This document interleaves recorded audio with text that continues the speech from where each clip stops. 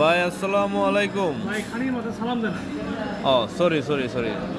তা রুচি টুচি তো আগের মতো নাই মনে হয় না। আগের মতো রুচি নেই। ভাই আমার দেন।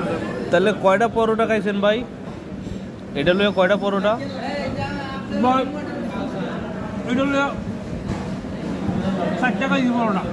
চারটা চারটা। রুচি থাকলে তো মনে হয় আরো বেশি, 10টা। হ্যাঁ হ্যাঁ, রুচি রুচি কম রুচি।